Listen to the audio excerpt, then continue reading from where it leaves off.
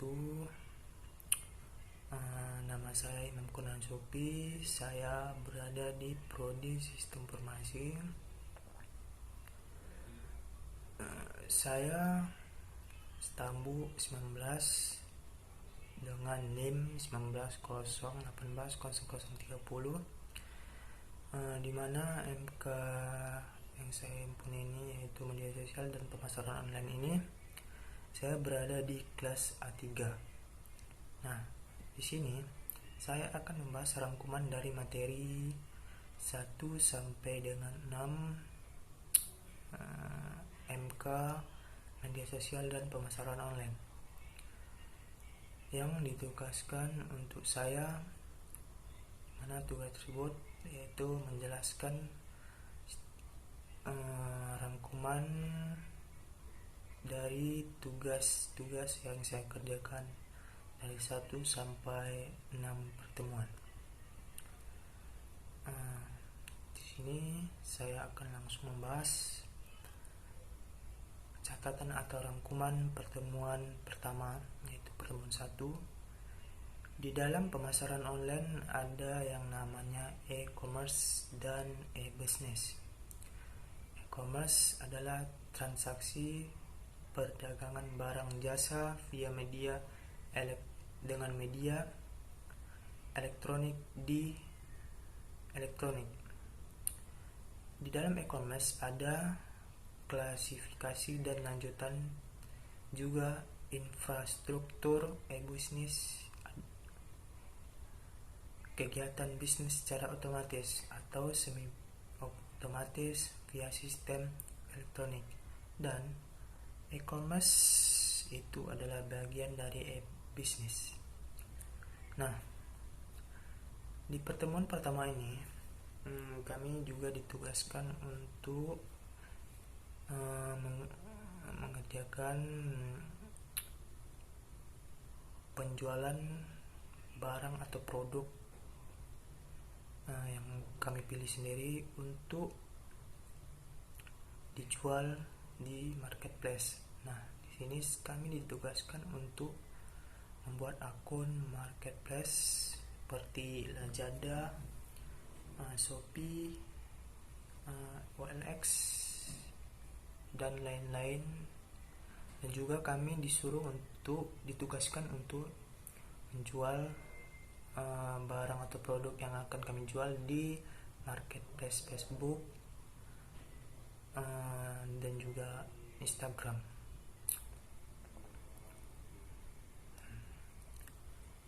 Lanjut di pembahasan rangkuman ke pertemuan kedua, di mana di sini pembahasan pertemuan kedua yaitu konsep dasar e-commerce. Ada automation, integration, transaction, dan transaction. E-commerce adalah media komunikasi informasi yang dibangun dengan teknologi informasi berupa aplikasi dengan komponen yang berbasis elektronik. Manfaatnya ialah biaya operasional berkurang, meningkatkan kualitas pelayanan, memperbesar aliran pendapatan baru, meningkatkan pangan pasar, melebarkan jangkauan pasar. Nah, dengan adanya manfaat tersebut, ada juga kekurangan yang dapat seperti kerugian yang tidak terduga. Kerugian yang terduga seperti misalnya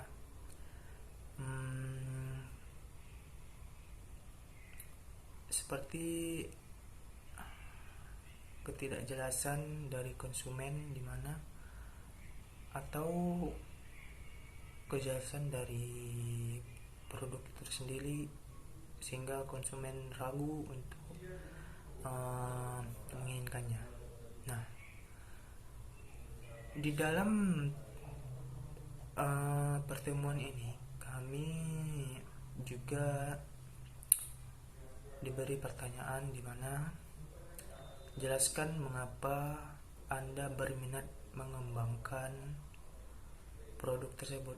Dimana pertanyaan ini ialah mencangkup tentang produk yang akan kami jual, dimana di yang saya jelaskan tadi, yaitu pertemuan yang berada di pertemuan pertama, yaitu jelaskan mengapa Anda berminat mengembangkan produk tersebut, dimana produk yang akan saya jual itu ialah seperti pulsa, voucher, token listrik, token air, voucher games, Shopee Pay, top up Dana, top up OVO, dan lain-lain sebagainya yang berhubungan dengan itu.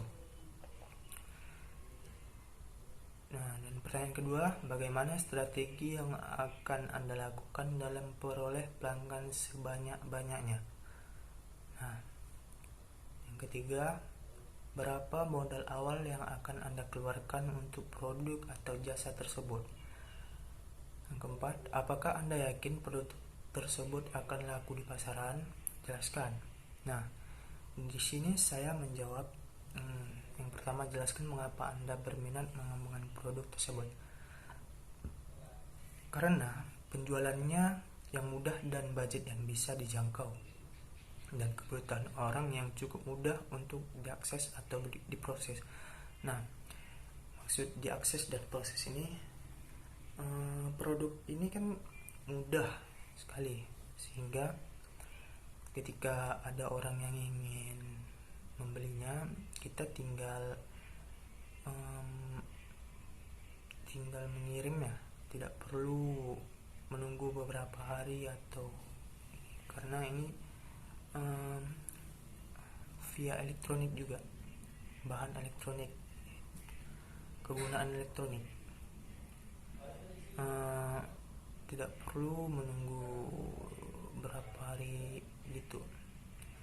Yang kedua, bagaimana strategi yang akan Anda lakukan dalam memperoleh pelanggan sebanyak-banyaknya? Di sini saya akan menggunakan cara membuat brosur dan memberikan ke orang terdekat. Memberikan ke orang terdekat itu adalah hal yang strategi awal untuk memulai bisnis terkecil, di mana orang terdekat tersebut bisa membantu dan juga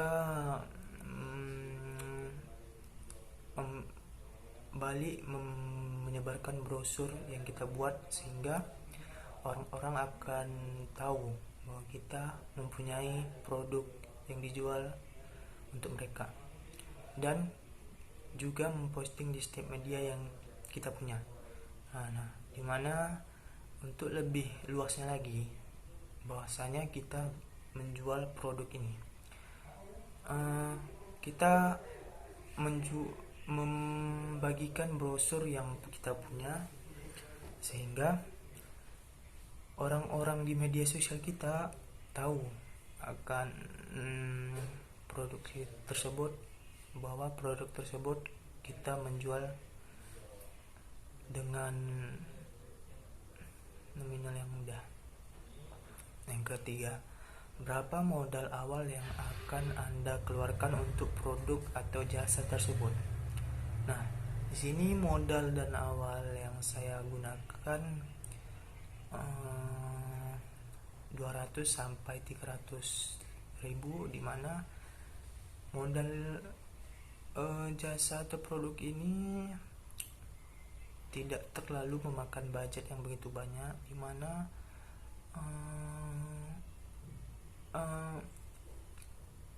produk ini kan banyak variasi harga, dengan mulai dari 5.000, 10.000, 15.000, dan hingga sampai 100.000.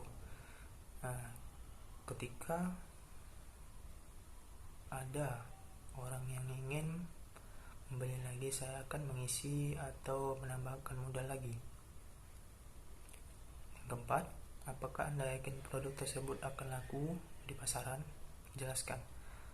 Yakin karena kebutuhan yang ada pada zaman milenial sekarang, banyak orang membutuh produk tersebut untuk kebutuhan di jaringan yang diakses di zaman digital atau elektronik sekarang.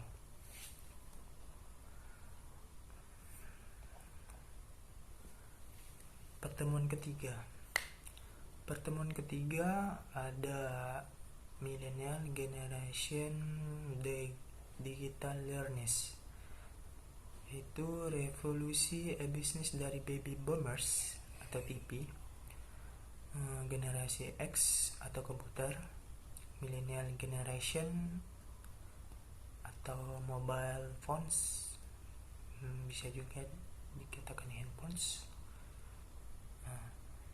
dan internet juga merupakan salah satu infrastruktur yang digunakan untuk bisnis. Internet merupakan jaringan terbesar di dunia menurut para ahli, menurut survei statistik. Definisi bisnis merupakan interaksi bisnis dengan eksternal organisasi dengan memanfaatkan teknologi TI. E-commerce merujuk pada pelaksanaan transaksi bisnis.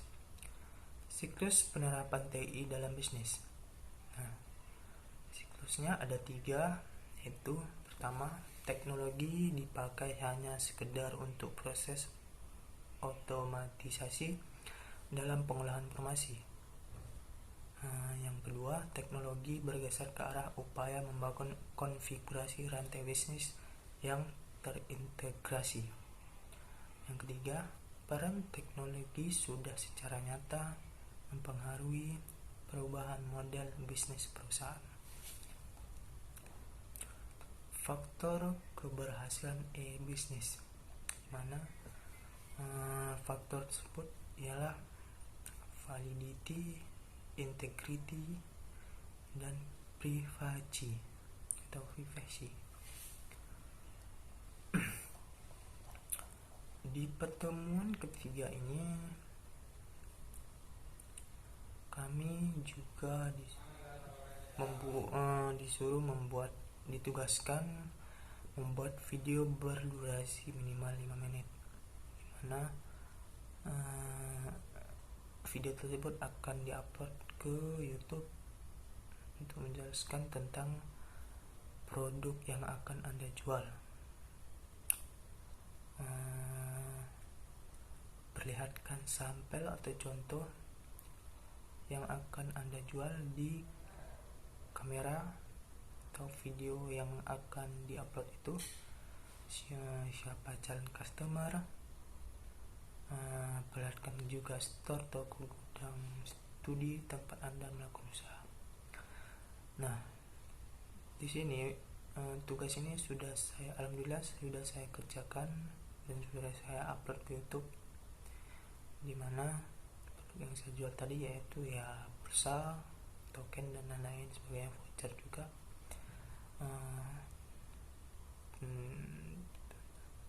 Sampel atau contoh produk yang akan dijual itu saya memakai sebuah aplikasi, di mana aplikasi tersebut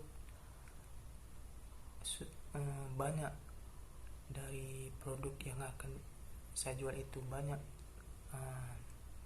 produk-produk di aplikasi tersebut. Calon customer saya orang terdekat, teman-teman media sosial, dan lain-lain sebagainya. Store atau toko, gudang, kantor, studio. Saya rasa produk ini tidak pala perlu untuk melakukannya, karena bisnis ini, yang produk saya jual ini merupakan produk yang bisa dijual secara online atau secara tidak perlu membuka toko atau gudang, sehingga saya tidak memperlihatkannya Nah, catatan keempat atau pertemuan keempat. Di pertemuan ini mempelajari tentang manajemen dan infrastruktur yang ada di perusahaan, aplikasi perusahaan, cara perencanaan suatu produk, dan multimedia yang digunakan dalam bisnis perusahaan. Di sini ada 10 poin yang saya ambil dari materi pertemuan ini, pertemuan keempat. Yang pertama,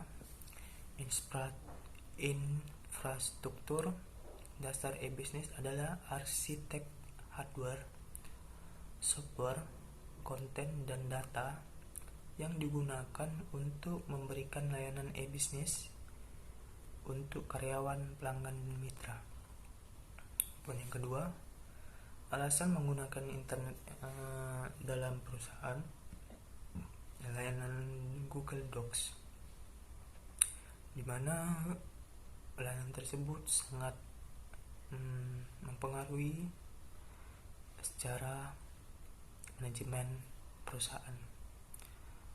Layanan email via Gmail atau Yahoo Mail, di mana ini merupakan data diri atau kontak dari seseorang di perusahaan, sehingga mudah akun di jejaring sosial, streaming dari YouTube, penyimpanan data dengan Google Drive atau Dropbox. Semua layanan gratis ini menggunakan teknologi cloud computing. Poin ketiga, proses bisnis adalah arus kerja dari bahan baku, informasi, dan pengetahuan seperangkat aktivitas. Poin keempat, sistem informasi manajemen berfungsi untuk mengotomatiskan tahap-tahap proses bisnis yang sebelumnya dilakukan secara manual. Contoh, pengecekan kredit. Poin kelima, sebuah organisasi atau perusahaan besar umumnya memiliki banyak sistem informasi yang berbeda yang dibangun sekitar fungsi, tindakan organisasi, dan proses bisnis yang berbeda. Yang poin keenam, SIM dan TI mengubah arus informasi, menggantikan langkah berurutan dengan tugas yang dapat dilakukan secara bersamaan secara paralel, dan menghilangkan penundaan pada pembuatan keputusan dengan teknologi online. Poin yang ketujuh, aplikasi perusahaan merupakan sistem yang melingkupi area fungsional berfungsi pada menjalankan proses bisnis di dalam perusahaan.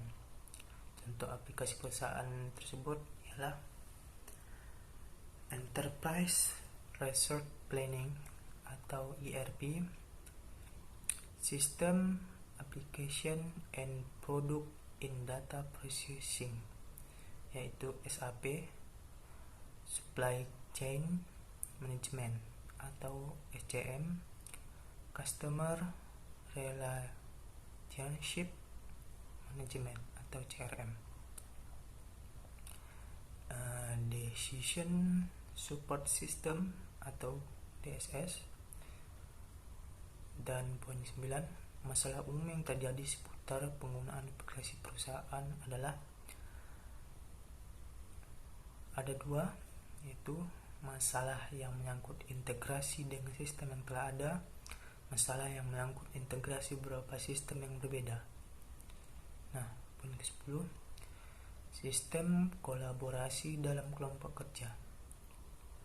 Kolaborasi dan teamwork lebih penting saat ini disebabkan berbagai alasan, yaitu mengubah sifat pekerjaan, pertumbuhan kerja profesional, mengubah organisasi perusahaan, mengubah lingkup perusahaan, penekanan pada inovasi, mengubah budaya kerja dan bisnis.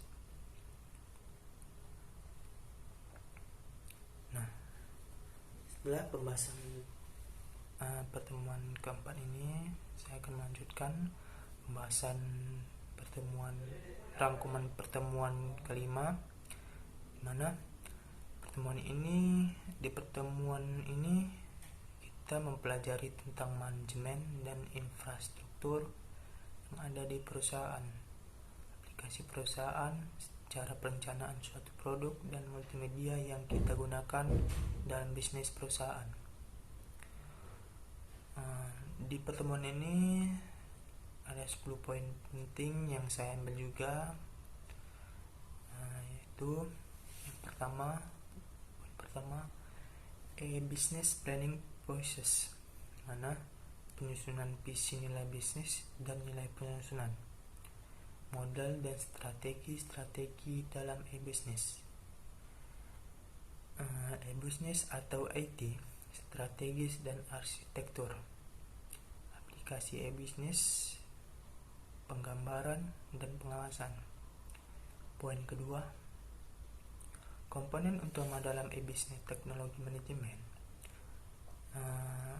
Ada komponen utama dibagi 3, itu pengelolaan e-business dan IT strategi, pengelolaan perkembangan aplikasi dan teknologi, pengelolaan IT organization. Nah, poin yang ketiga, perencanaan e-business.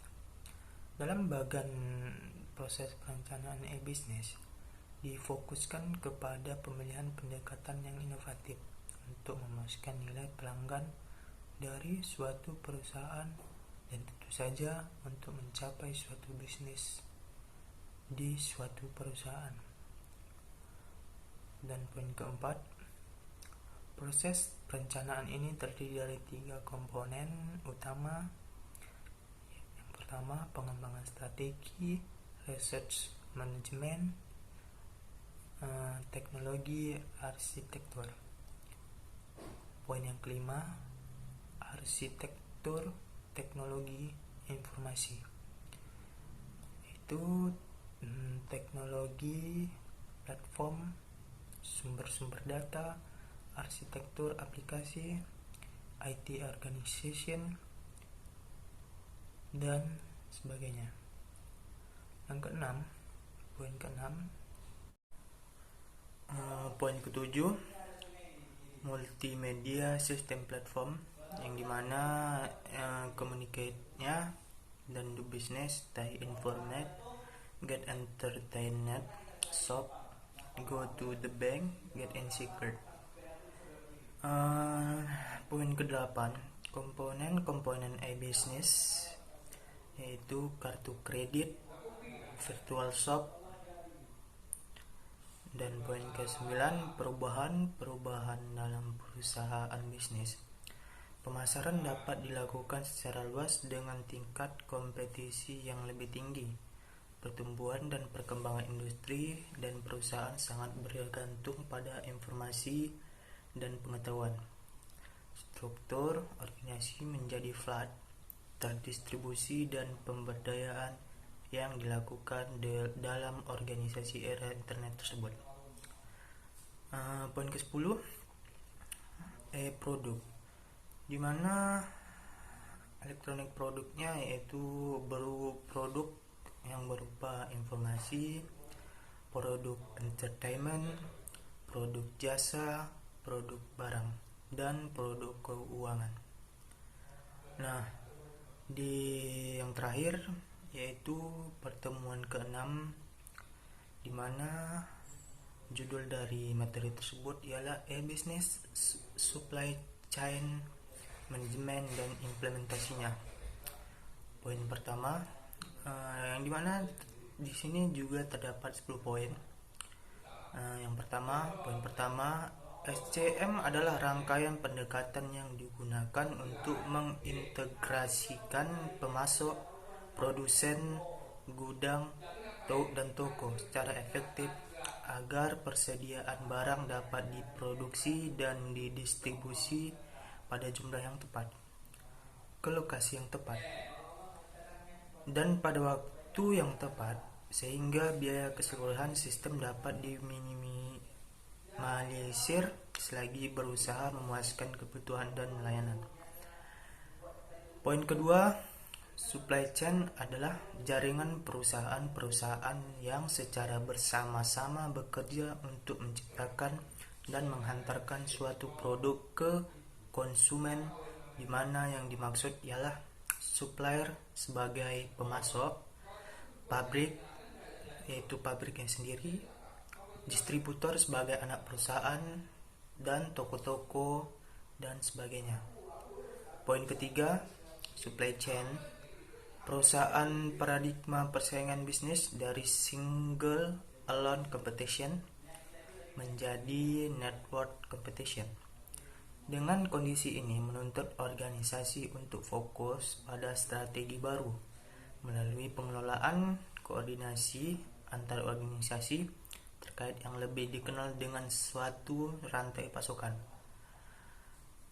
Persaingan yang terjadi sekarang adalah persaingan antara supply chain yang satu dengan supply chain yang lain. Nah, poin keempat, ada 3 macam yang harus dikelola dalam supply chain, yaitu aliran material, di mana material atau bahan yang ada di distributor atau perusahaan utama menyiapkan semua yang ada pada material di distributor supaya konsumen bisa mengetahui apa yang dijual atau dipakai perusahaan. Yang ketiga, informasi, mana informasi untuk pengelolaan dari perusahaan sangat diperlukan supaya konsumen tahu bagaimana bahan yang akan dikeluarkan. Yang ketiga, keuangan, sehingga manajemen dalam perusahaan bisa mengatur semua material dan informasi yang memacu pada keuangan perusahaan tersebut, sehingga bisa mengatur dengan mudah. Poin kelima, tujuan supply chain, maksimalkan keseluruhan nilai. Supply chain ialah customer follow supply chain cost. Pelanggan merupakan sumber pendapatan, sumber daya adalah arus informasi, produk dan finansial yang terjadi di antara tahapan-tahapan rantai pasokan. MRP yang efektif adalah manajemen arus di antara tahap-tahap rantai pasok untuk memaksimalkan jumlah keuntungan supply chain ini. Masalah pada supply chain itu rantai pasokan bisa sangat panjang karena melibatkan banyak mitra internal dan eksternal yang terjebak di tempat yang berbeda. Bahan dan informasi harus mengalir di antara beberapa entitas. Proses transfer ini bisa lambat dan rawan kesalahan, terutama ketika ditangani secara manual. Perusahaan dapat meningkatkan peramalan permintaan mereka dengan menggunakan TI. Kurangnya infrastruktur logistik menimbulkan ketidakpastian waktu pengiriman. Masalah kualitas bahan dan komponen dapat berkontribusi untuk kekurangan dalam rantai pasokan. Perusahaan EC murni cenderung memiliki lebih banyak masalah rantai pasokan karena mereka tidak memiliki infrastruktur logistik dan terpaksa menggunakan jasa logistik eksternal. Poin ke-6, tantangan mengelola supply chain. Sumber ketidakpastiannya yaitu ketidakpastian pembeli, ketidakpastian dari supply terkait dengan pengirim, harga, kualitas maupun kuantitas.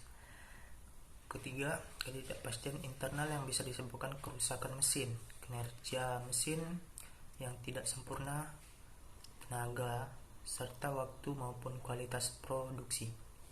Manfaat SCM secara tidak langsung. Poin ke-7, manfaat SCM secara tidak langsung ialah kepuasan pelanggan, kepuasan konsumen berdampak pada loyalitas konsumen, meningkatkan pendapatan, Semakin banyak konsumen yang setia menjadi mitra perusahaan berarti akan turut pula meningkatkan pendapatan perusahaan. Menurunkan biaya. Pengintegrasian aliran produk dari perusahaan kepada konsumen akhir berarti pula mengurangi biaya-biaya pada jalur distribusi. Pemanfaatan aset semakin tinggi. Karyawan semakin terlatih dan terampil dari segi pengetahuan skill, sehingga mampu memperdayakan penggunaan teknologi tinggi dengan baik. Peningkatan laba. Semakin meningkatnya jumlah konsumen yang setia akan meningkatkan laba perusahaan. Terakhir, perusahaan semakin besar, perusahaan yang mendapat keuntungan dari proses distribusi produk lambat laun menjadi besar dan tumbuh lebih kuat. Manfaat SCM secara langsung. SCM secara fisik dapat mengonversi bahan baku menjadi produk jadi dan mengantarkannya kepada konsumen akhir, yaitu seperti toko dan sebagainya. Dan SCM berfungsi sebagai mediasi pasar, yaitu memastikan apa yang dipasok sesuai dengan aspirasi pelanggan. Nah, sekian penjelasan rangkuman dari saya. Lebih dan kurang saya mohon maaf. Wabillahi taufiq wal hidayah. Wassalamualaikum warahmatullahi wabarakatuh.